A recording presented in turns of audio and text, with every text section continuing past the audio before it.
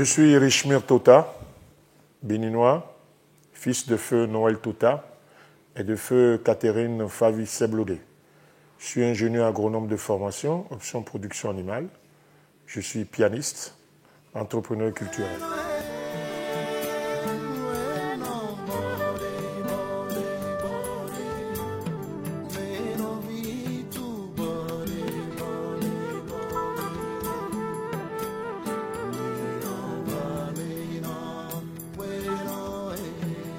C'est une longue histoire, la musique et moi. Je suis né avec.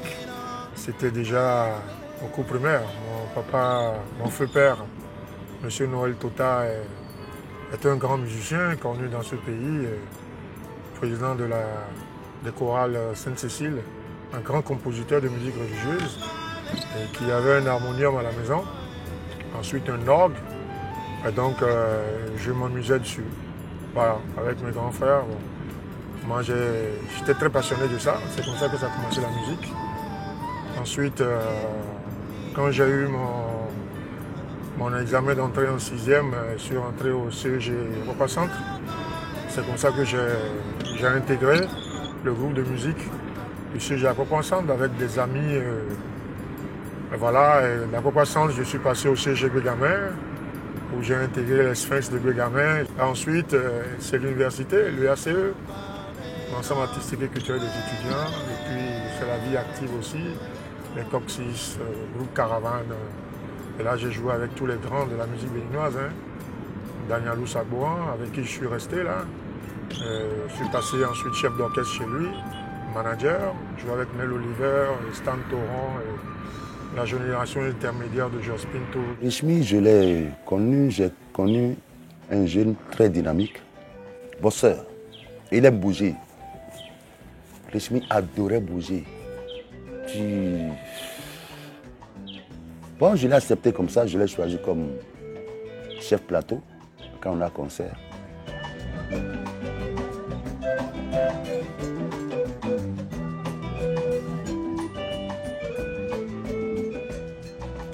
Nous avons fait le Bassa ensemble en 97. On a fait FESPAM au Congo en 97 toujours.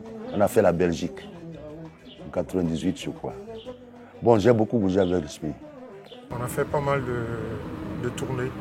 Et c'est avec lui que j'ai véritablement passé une bonne carrière musicale. D'abord la formation. Danielou, c'est une grande école. Nel Oliver aussi, c'est une école, mais les deux sont de styles très différents. Je crois que c'est des écoles qu'il faut faire. Pour être admis à ces écoles-là, pour pouvoir les faire, il fallait faire d'abord une école de base, qui est d'abord l'école de la rue, dans les clubs et autres. Et faire surtout avec des gens comme Nawadja, qui m'a appris les rudiments du jazz. Donc là que j'ai vraiment bossé pour pouvoir jouer avec ces grands-là. Richmi est un des hauts responsables dans le secteur. Il a été président de la Fédération des associations d'artistes du Bénin, FABEN. Il a été également président de la Confédération de musique moderne et d'inspiration traditionnelle, CEMIT. Richmi est un acteur de taille. C'est quelqu'un que j'ai connu, qui a travaillé dans le secteur. Tout ce que nous vivons aujourd'hui, que ce soit le milieu culturel, c'est un combattant. C'est un combattant de haut niveau, qui a été très utile pour nous.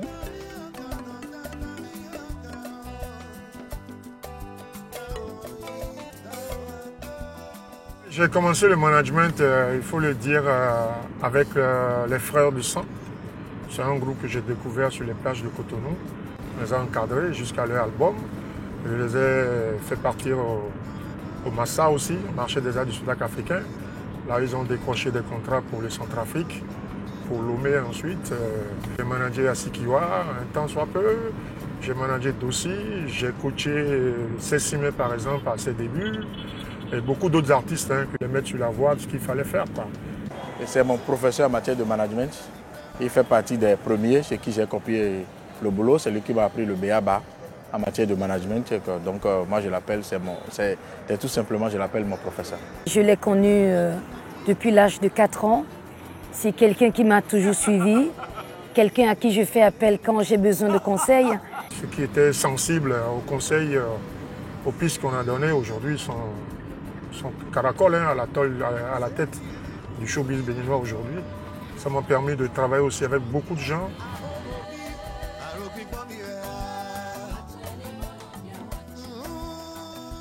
J'ai suivi une formation professionnelle de courte durée, 2, au Cameroun et au Burkina, par le biais du marché des arts du spectacle africain.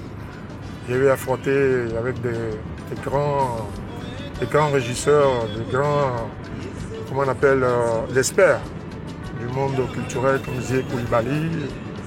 Il y a plein de gens, William Kodjo, Kofi Agbo, M. Alain Godonou, Gérard Tony Massou, pour ne citer que cela. J'ai connu beaucoup de gens aussi à l'extérieur. Donc tout ça a forgé ma formation en matière de management. Jeune homme, écoutez-moi, ma chanson s'adresse à toi. Les gens connaissent Richmi, musicien, n'est-ce pas? Richmi, dirigeant d'associations culturelles. Mais les gens ne connaissent pas vraiment Richmi, comédien. Richmi est un très grand comédien. Il a joué dans beaucoup d'épisodes de Taxi Blues et surtout dans le numéro spécial appelé Ayaba. Très fort, très géant à l'époque. Il marchait bien. C'est un homme très dynamique qui bouge beaucoup.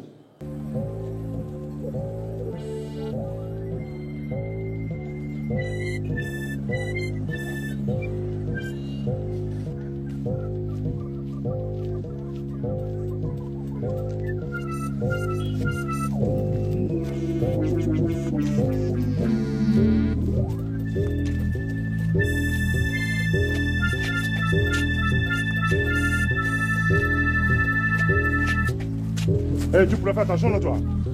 Laissez-moi. Viens, je vais t'apprendre ce que c'est que l'impolitesse, moi. Sale petite garce, tu refais ça encore une fois, je liquide ton frère. Et ceci devant toi. Tu pourras apprécier le spectacle. C'est la dernière fois que je t'avertis. C'est compris? Richmi Tota, c'est bien entendu mon jeune frère. C'est l'avant-dernier de nos parents, qui ne sont plus aujourd'hui. C'est un ami, parce qu'il se confie beaucoup à ses frères et à moi particulièrement. C'est quelqu'un qui a été toujours brillant au niveau scolarité.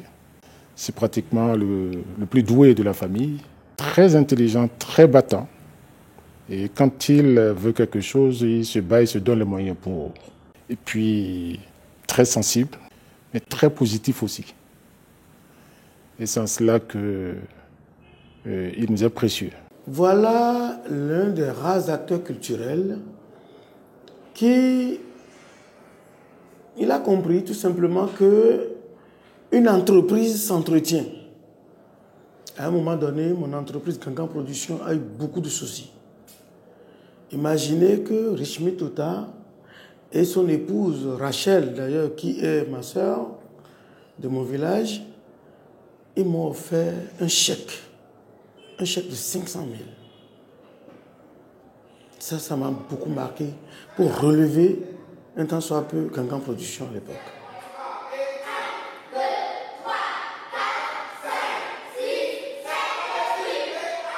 À Multicorps, je suis l'administrateur du centre chorégraphique Multicorps qui est allé en 2018 en partenariat avec l'association Wallor parce que Marcel Beffa a un problème sur la survie de l'espace qui était un outil de développement de la danse au Bénin.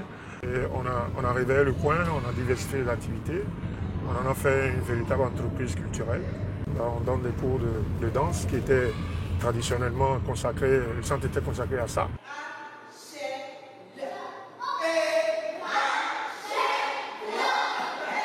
On a apporté la musique, aujourd'hui on donne des cours de piano, des cours de guitare, des cours de chant, de flûte.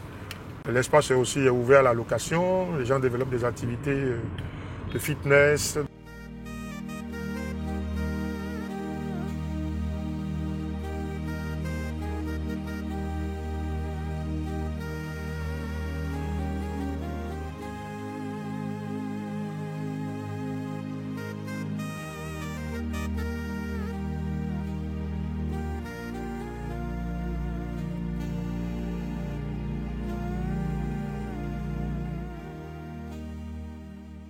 ce qui m'a marqué le plus, c'est sa période difficile, quand il est tombé malade. J'ai vécu avec cette maladie pendant près de plus de 15 ans, 20 ans.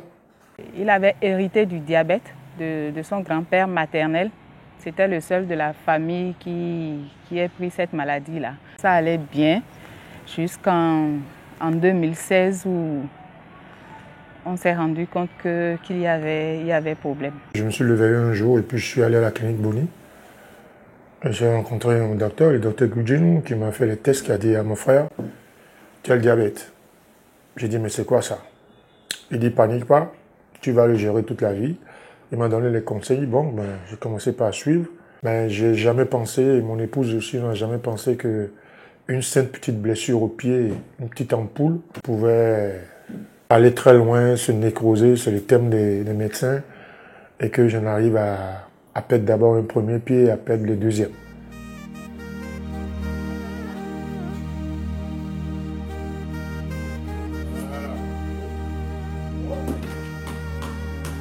Il n'a pas voulu ameuter la famille. Il dit qu'il est dans un club de diabétiques. Ils ont des médecins qui les conseillent et que par rapport à ça, il n'y a aucun souci. Lorsqu'on a constaté brutalement que c'était plus grave que ce qu'il nous laissait croire. Le plus fort, ce qui nous a ébranlé, c'est quand on a constaté qu'il avait une plaie qui ne guérissait pas. On n'avait pas su que c'était un pied diabétique en fait. On pensait que c'était juste une plaie qui est arrivée comme ça. Je soignais, j'allais tout le temps pansement antibiotique par-ci par-là, mais après on me dit que ça progresse à l'intérieur. Le traitement au début n'a pas fonctionné et la gangrène a pris la place. Ça m'a été fatal un jour. Je me suis réveillé un jour au CNHU, dans une chambre d'hospitalisation, et je regarde, j'avais plus mon pied gauche. Il n'était pas du tout conscient de ce qui se passait autour de lui. Et à notre arrivée aux urgences, le diagnostic était clair. Il fallait l'amputer de cette jambe-là. Personne n'a dormi, on s'appelait pour voir comment ça allait se passer. Le lendemain, on est parti pour voir. Il dormait. On a vu qu'effectivement, le pied était amputé. Il y avait un gros bandage. Et c'est là que j'ai vu mon épouse. J'ai vu un ami. J'étais choqué. Et là, la mémoire me revenait. Je revoyais des scènes où j'étais dans une salle, il y avait des chirurgiens. Là. C'est là que j'ai demandé, mais qu'est-ce qui s'est passé? C'est là où mon épouse elle a eu la manière de me le dire calmement, d'accepter ce que le Seigneur a décidé de mieux pour moi. Je ne sais plus très bien comment j'ai fait, mais j'ai dû faire du chantage émotionnel. J'ai dû lui parler longuement de ses enfants, qu'il aime beaucoup. Finalement, il a dit que si c'est le pied qui doit partir pour qu'il vive et qu'il reste auprès de ses enfants, qu'à cela ne tienne, que la volonté de Dieu soit faite. Après l'amputation, donc la première opération d'amputation du pied gauche, donc ça a continué, mais la plaie s'est infectée au CNHU. Ils ont dû faire une deuxième intervention. Franchement, le séjour a été long, le séjour a été incertain, parce que le diabète, ça va avec ses corollaires. La tension, il avait un hoquet qui ne disait pas son nom. Il a eu à gérer tout ça avec mes frères. Ça devait être très dur. Pendant le premier séjour au CNHU, il était couché beaucoup dans la même position. Donc il a développé ce qu'on appelle des escarres. C'est des plaies qui se forment dans le dos. C'est dû à la chaleur et dû à la qualité du matelas sur lequel vous êtes. Et le pied aussi, en principe, on doit poser les pieds sur un coussin pour que les talons ne touchent pas le lit. Ils ont essayé de soigner. On s'est rendu compte que ça cicatrisait bien. On était déjà à la maison et tout. Et malheureusement, il a fait une crise encore. Donc les médecins ont décidé d'une évacuation sanitaire pour vasculariser le pied droit. Parce que progressivement, je perdais aussi les sens.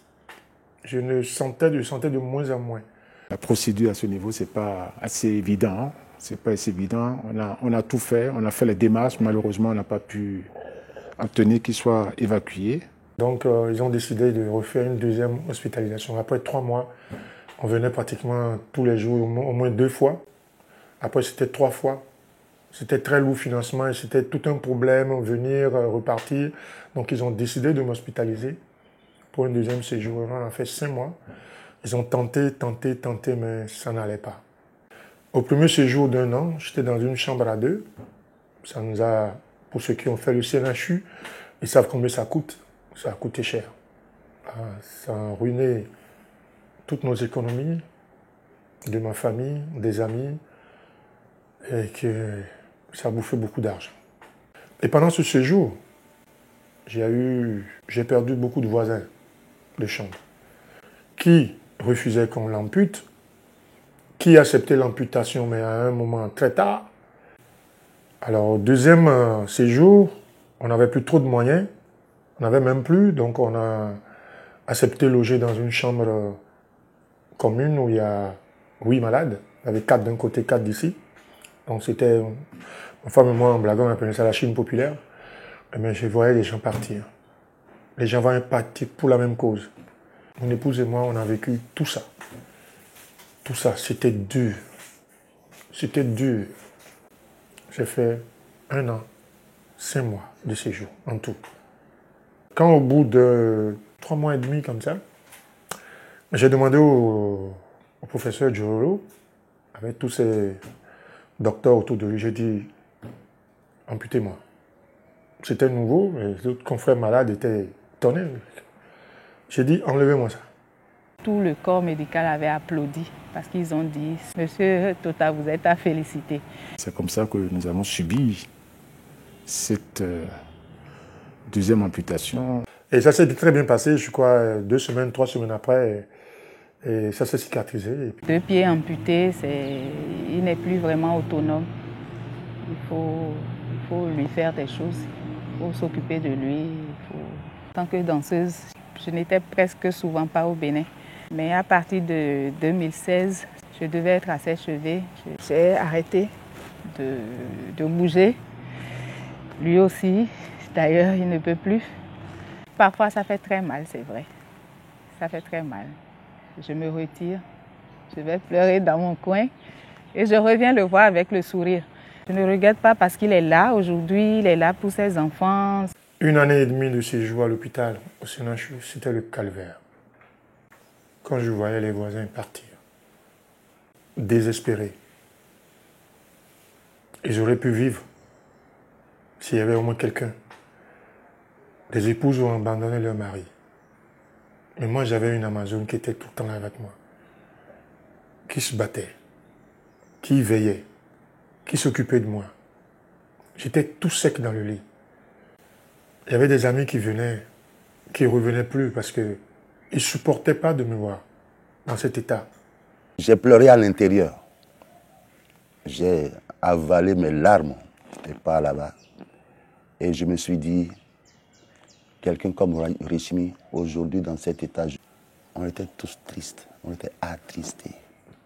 Quand vous avez 3 boîtes d'antibiotiques qui coûtaient plus de 31 000 francs, vous avez 3 boîtes à prendre par jour pendant tout votre séjour. C'était des cartons et des cartons qui partaient dans mon corps. Il fallait de l'argent. Et les amis étaient là. Je ne vais pas les nommer, mais ils se reconnaissent. De vrais amis. De la vie. Des amis de quartier, des amis d'enfance. Des amis du monde artistique. Que je ne saurais jamais finir de remercier. De son séjour à l'hôpital jusqu'en 2018, après la deuxième amputation, Richmi n'était pas autonome. Il bougeait en fauteuil roulant. Il fallait l'aider en toutes choses. Mais petit à petit, il a commencé à se prendre en charge lui-même, en dehors du déplacement où il ne pouvait rien faire. On était là à réfléchir à qu'est-ce qu'on peut faire, comment est-ce qu'on peut faire, qu'il ait des prothèses pour pouvoir marcher, etc. J'ai dit à Rachel, je veux travailler. Elle dit non, mais t'es pas. J'ai dit, je veux travailler. J'ai les mains, j'ai la tête. Achète-moi un ordinateur.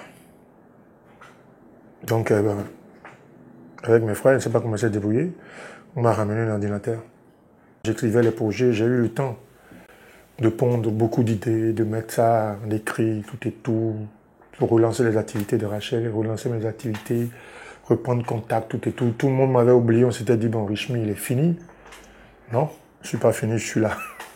En octobre 2018, on était déjà dans le partenariat avec Multicorps.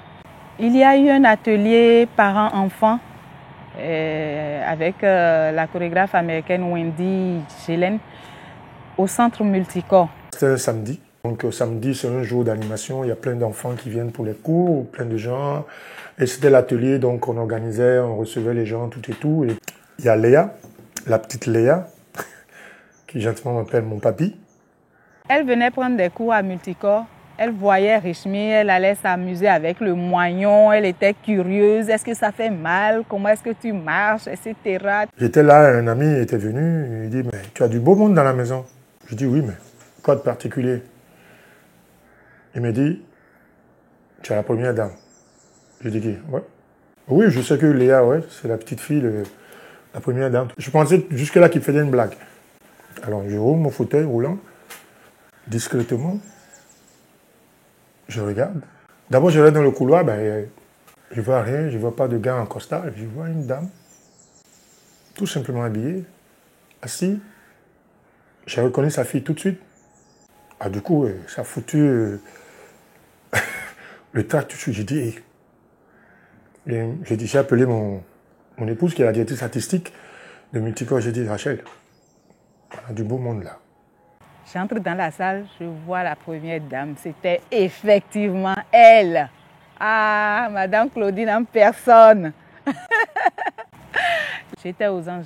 J'avais déjà cherché à contacter la première dame par tous les moyens. Après, à contacter le chef de l'État par tous les moyens. C'est un atelier, c'était technique. C'est 1 heure de temps, mais après 45 minutes déjà, la restitution se fait. Donc, d'ordinaire, ici, quand on fait les ateliers comme ça, tout le monde assiste à la restitution. Donc, après le spectacle, eh bien, bon, elle s'est levée, donc elle a salué tout le monde. Et vous savez, les enfants sont spontanés. Hein. Il y avait mon fils qui était là, qui a fait l'atelier avec sa maman aussi, Rachel. Dès la fin, ils ont tous couru vers moi. Et mon petit garçon qui dit, mais c'est mon papa. Tiens, c'est ton papa. À moi, c'est mon papy, tout et tout. Bon, ça a dû faire tic à maman Claudine qui est venue. Elle m'a dit, bonjour, monsieur, oui. Qu'est-ce que vous avez? Et c'est comme ça qu'on lui a raconté ce qui s'est passé. Elle était touchée. Elle était vraiment touchée par l'état de Richmi. Elle a posé des questions. Elle a demandé si on avait le dossier. Mais je bougeais toujours le dossier dans mon sac. Copie, quoi, avec le numéro de départ du ministère de la Santé. Donc, on lui a remis. Elle dit, bon, ok, je vais voir ce qui est faisable. Cette dame, c'est un modèle. C'est un modèle d'humilité. C'est une personne qui a du cœur. On en était là et à quelques jours du 1er août, je crois, 2018. Oui, 2018. Un peu avant qu'on ait la rencontre fortuite là avec maman Claudine. Il y avait une exposition sur les Amazones qui était organisée par une plasticienne, une artiste béninoise, qui est venue du Japon, et que la première dame était la marraine de l'exposition qui devait se tenir sur la place des Martyrs, en face de Multicorps.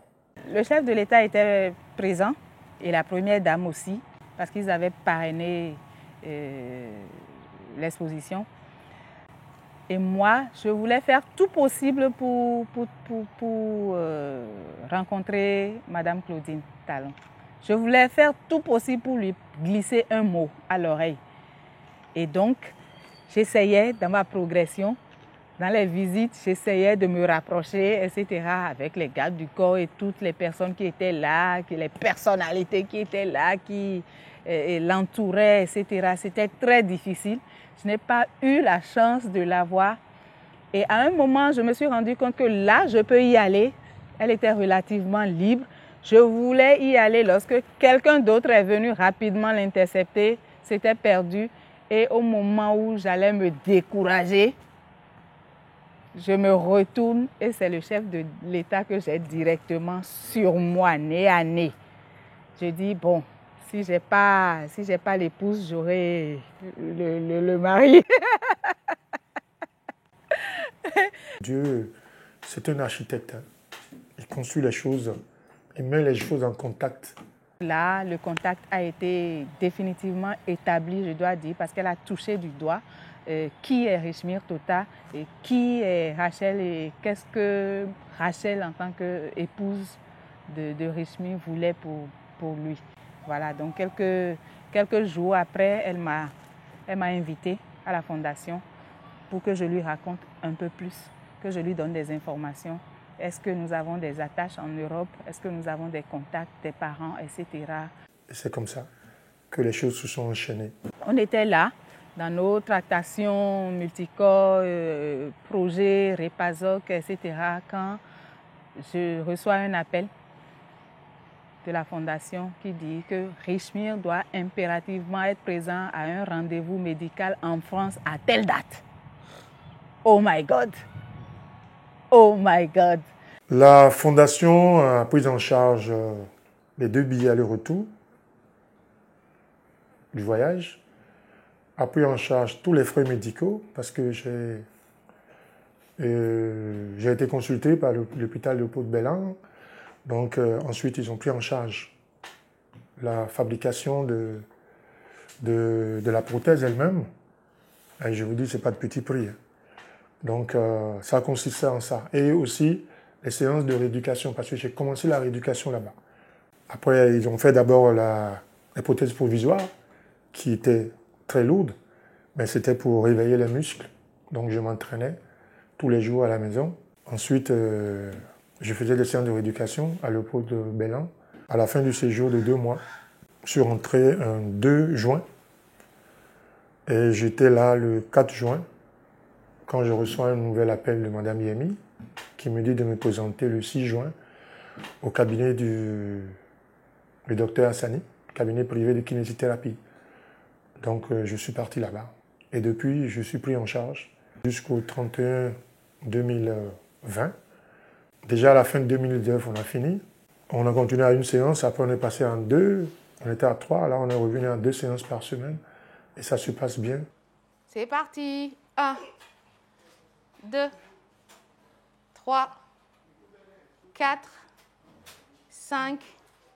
Depuis 2 ans à peu près maintenant, je suis régulièrement Monsieur Richemire Tota avec 1 mois de pause.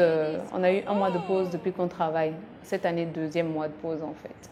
16, 17, 18, 19 et 20. Allez, pousse, pousse, pousse, pousse. Je sens rien, hein, Richemire.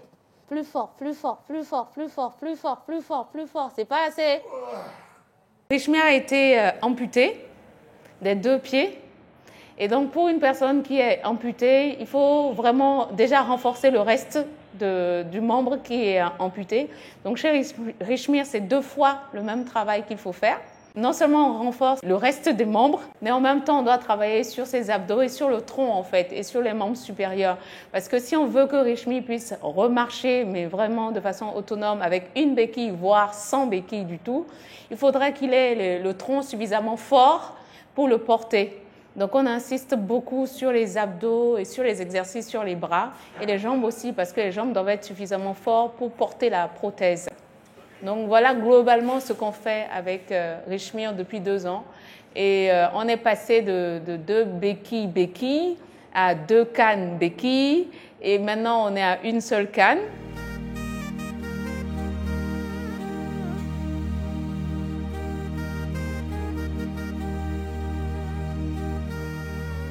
Pour le rendre encore plus autonome, c'est sûr qu'on serait très intéressé par des prothèses encore plus légères. Ce qu'il a en ce moment comme prothèse, c'est vrai, c'est une très bonne prothèse, mais aujourd'hui on fait des prothèses encore plus légères et quand elles sont plus légères, le patient s'en sort vraiment mieux. On peut dire oui qu'il va aller sans béquille du tout, mais ça coûte très très cher.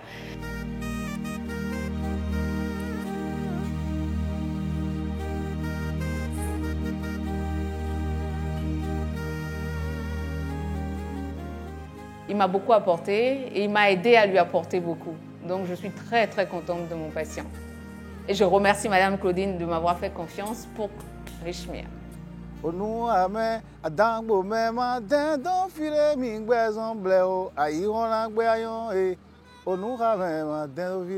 Mison kwese kwa yonayon adan bo me maden pewa ontinu kuna jarazi onuwa me moden do fire mison kwese kwa yonayon.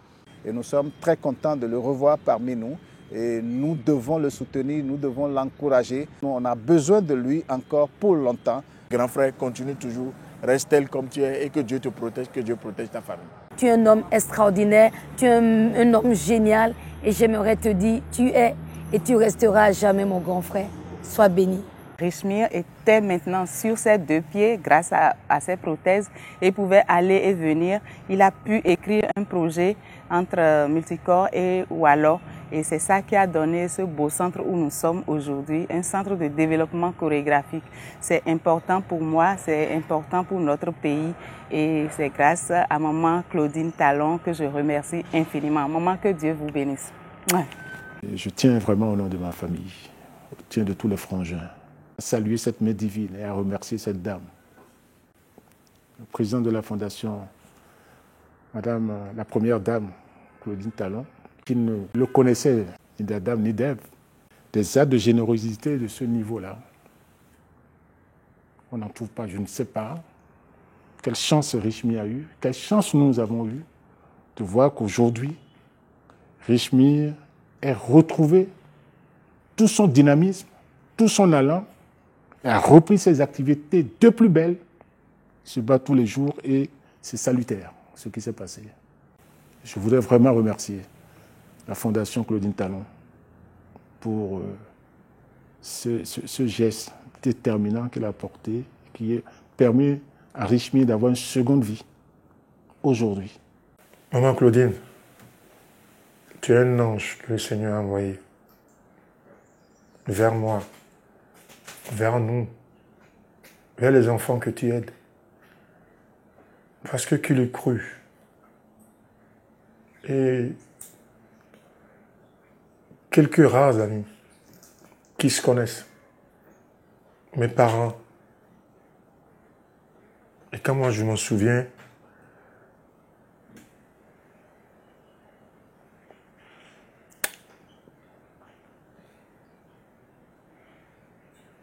dans toute cette affaire, dans tout ce que je vous raconte par rapport à la fondation, par rapport à Madame Claudine, je ne l'ai rencontrée qu'une seule fois. Elle a fait tout ça. On ne s'est vu qu'une seule fois, le jour de l'atelier parents-enfants. Mais je la sens devant moi, derrière moi, à côté de moi. Je sens son regard comme si elle était là tout le temps. Vous êtes un ange. Vous avez un cœur gros comme ça. Je ne sais pas comment vous remercier. Il n'y a que le mot merci. Mais j'aurais souhaité vous rencontrer pour le dire de vive voix. Parce que vous avez été, vous êtes et vous resterez une vraie mère pour moi. Sans vous, je ne serais pas ici.